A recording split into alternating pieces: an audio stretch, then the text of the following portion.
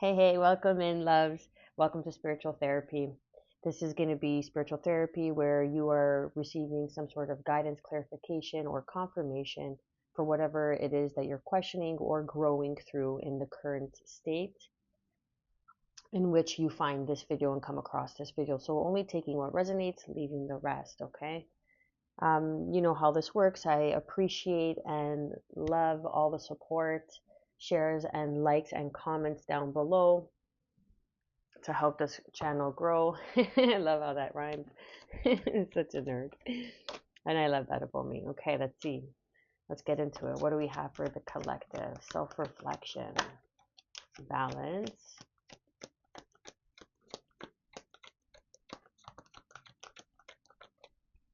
What else we have? Too many cards. The path. Beautiful. And underneath, look at that. Wow. Okay, so I want to point something out. We have self reflection, which is 17, which is an 8. Then we have balance, which is 19, which is a 10. And then we have the path, which is an 8. And then underneath we have discernment, which is 10. 1, 2, 3 on the clock as I say that. So right off the gate, it's about your abundance, your self-worth, okay? Because we have self-reflection, balance, and the path here.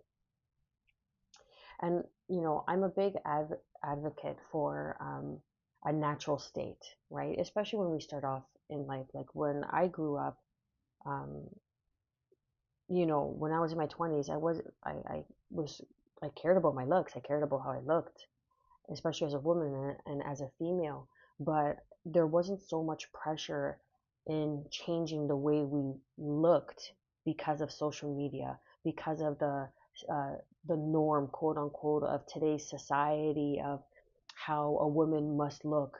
And if you notice, there's a certain standard of beauty where all women look the same. The pouty lips, the tiny nose, the high cheekbones, the small triangular face, the big boobs, the small waist, the big butt. You know what I mean? And that's beautiful. Don't get me wrong. Fucking, they're stunners, right? But the message is to be self confidence, to have self love, to know your self worth, to know your self value before you go and you exchange some sort of identity for um,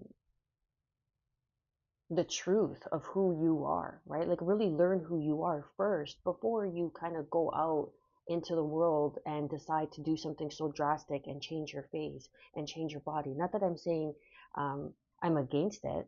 I support it. There's certain things that I would like to get done myself. But now at my age, I've grown into myself where it's like, yeah, you know, I wouldn't mind tweaking this and tweaking that, right? It's the maintenance after.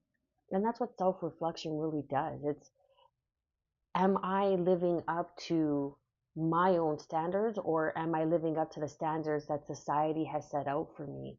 And that's the balance that is needed in the collective, you know, and that's the path of discernment. That's the path of really taking accountability and self awareness and not falling victim to the narrative and just doing it because everybody else is doing it because you have been conditioned to believe that that is beautiful and not to say that it isn't.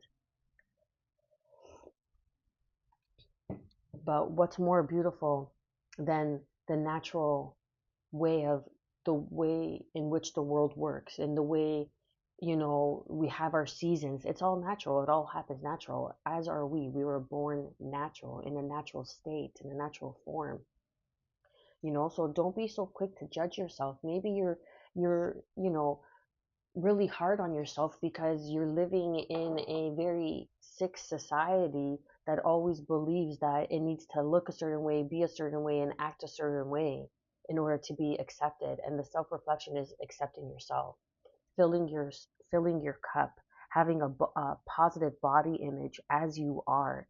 You think God's going around saying, "Oh, you know, you really should have got your tits done, Karen, because I would love you so much more." No, sorry. That's the man-made illusion of uh, a man's world, a man's society. Okay, Shit's not going down like that in the ethers. That's the devil's playground. And again, I'm not saying that there's anything wrong with it. You know, I wouldn't mind a tuck and a lift here myself. But that's with age, right? That's with maintenance. But I'm fully, fully confident in myself and have been. And I've never felt the pressure that I needed to conform and have bigger lips or smaller nose so a man can like me. Think of all the beautiful women, right, that are single. Why? Because they're so beautiful and they are intimidating to men, and men need to have a certain standard. It's all a vicious cycle, right? So self-reflection is the balance of the path of discernment. Just be who you are authentically. If you're going to look like somebody else, that's not your authentic truth. You're falling victim to the narrative. And we aren't fucking victims on this channel. We take self-accountability. We hold self-awareness. And I know that's a lot for many people that aren't showing up and doing the work. Queen of Swords and the Seven of Cups. And that's the truth. You have choices. Discern your choices in life. Discern what's being presented in front of you. Question everything. Question your self-reflection and who's holding the mirror. Because sometimes it's a one-sided mirror, right? And what they're showing you is what they want you to see, not the truth of the reflection. We have the Fool card. This is a new beginning, a new take on self-reflection, a new take on what you see in the mirror, okay? Like learning to love yourself as you are. Because then when you make a decision like, hey, you know what, I want to maybe go get my lips done, right? Personally, for me, I have a thin top lip, and as you age, your lips get thinner. Well, where's my lip going to go? It's going to disappear. I'm going to have no lip, right? And I make light of it because I don't take anything too seriously because nothing is permanent in this world. So I wouldn't mind getting a lift, but I don't want it to look exaggerated where it's like, it looks like it's a stuffed cushion couch, you know? It's too much. Like, know when to draw the line. And there's a new beginning of self-image that's going to bring balance, that's going to bring more peace of mind, less worry, less pressure, you know, learning to love yourself and not being blocked off from the lessons in which this reflection is trying to teach you, in which this message, it might be hard, in which it's trying to teach you, right? And if you've had work done or whatever at a young age, I'm not judging it. I'm not judging it, but question the narrative. Who are you trying to live up to? God made you into this natural state when you were born for a reason, because you're perfect as you are. Imagine being loved for exactly who you are, mind, body, and soul. Imagine how that nourishes you, how that fills you up, how that gives you wings, how that gives you the freedom to spread your wings. But allow that love to come from you first, because you lead by example. You lead by example. You show the world how to treat you. You show the world how to respect you. Because sometimes it's so much more than beauty. It's your presence that makes one beautiful.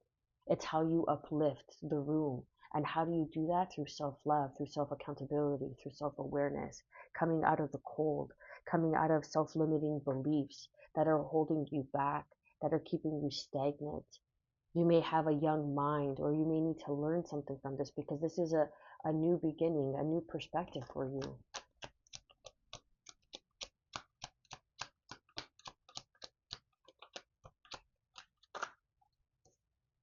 The Four of Swords, bringing in peace, bringing in balance, some sort of stability, like having a stable perspective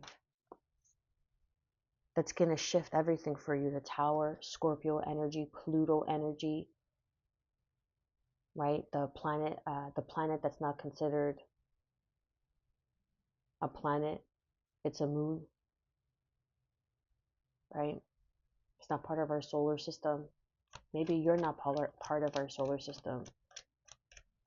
And God has created you in the image of. Creator has created you in his creation of. You don't see people going to paint over Michelangelo, Picasso, all the great work. You don't see people rewriting, literature, because they accept it. They put down the burden. They accept it for all the chaos and the manic that it is. It's authentic. It's raw. It's real. Without regret, without feeling shame or burdens, because the world has taught you to believe one way. And funny how that way is only accustomed to one side of the species and not the whole. Love is the answer, right? But when you live in an instant gratification world, in a world full of surfaces, depth requires self-reflection and fine-tuning discernment. 11:11 on the clock. So there is some sort of higher calling, some sort of path where you are meant to lead, where you are meant to show others the way, to bring in some sort of balance, to show people who they are. This reflection, this mirror here, you could have red hair, or red hair could be of significance.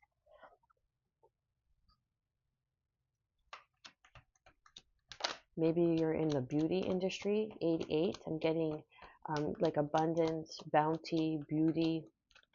I don't usually get it with that, but standing up for what you believe in, standing up for your choices, right? My body, my choice. I understand that.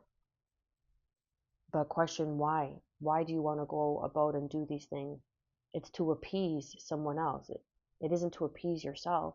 Because if you were to appease yourself, why go through all that and when you could just accept yourself for how you are, how you were born into this world? There's something like this could be a passion project. You have a higher calling. There's something that how you stand your ground, how you speak, how you present yourself into the world is your path. Where you see, where others see disappointment or they see some sort of illusion, you see truth, you see spark, you see life.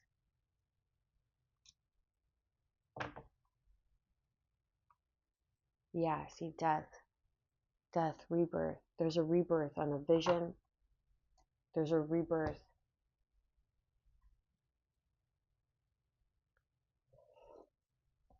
Breaking tradition, breaking all old narratives, stepping out of the box, thinking out of the box. Something about like the ship has sailed, you're on to new adventures, making the choice, stepping into your power is going to bring in wish fulfillment and everything under the sun. And everything under the sun. This rebirth, right? Where you may have been this player energy, playette, whatever, male, female. We all carry the energy, okay? So don't get too fixated on titles and on names when I don't know you personally, and this is a general reading. Scorpio energy with the death card. Then we have Sagittarian energy with the Knight of Wands. And then you make a decision, and that's to bring in this balance, to self-reflect, discern which path you're going on. And then you step into your power, and you become this King of Wands, and your wishes are fulfilled. There's a wish that's being granted. Divine masculine energy.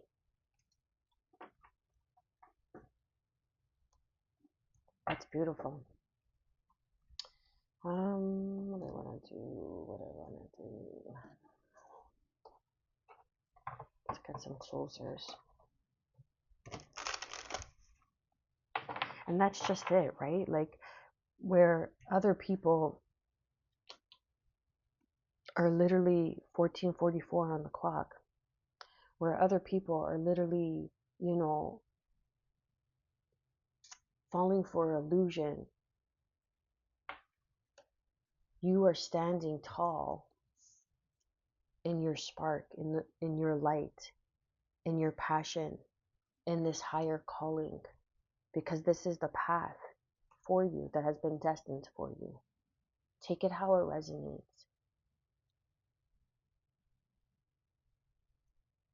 Where others see disappointment or where they see heartbreak, you see it as a lesson. You see it as something to learn, something to teach you how to unload these heavy burdens that you may carry and to bring in balance. We have 10, 10, 10. There's an ending of cycles, ending of old narratives, of old traditional ways of how to do things. Broken open. 28, another 10.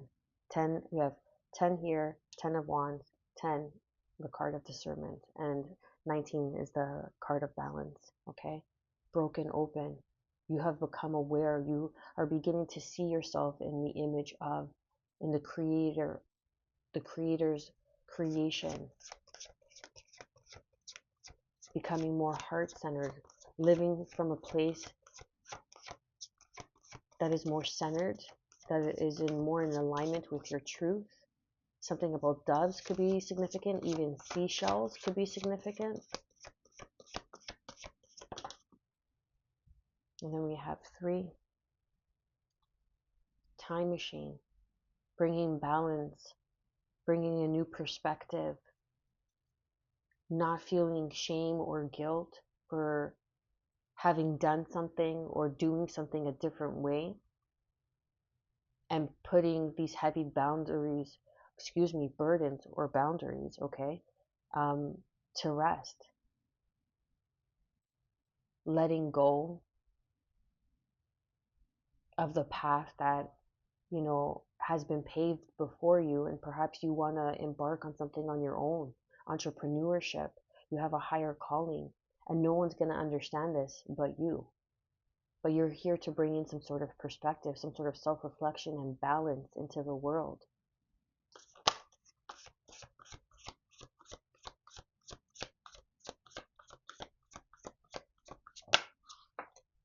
And then we have 9. And then we have the rose's kiss. Stop and smell the roses. You see life exposed and revealed, another 3. So we have the time machine, which is 3, exposed and revealed, which is 3, and then the 3 of swords, which is 3. So there is some sort of tradition, some sort of belief system that is being exposed and revealed for its faulty narrative, for its illusion, its disillusion. Learning to stop and smell the roses, learning to appreciate all that life has to offer, learning to appreciate yourself is the path, is the higher path. Self-acceptance, radical self-acceptance is the path. And you are here to lead. You are here to show others how beautiful it is. The rose's bush, thorns and all. That's all I got for you. Much love.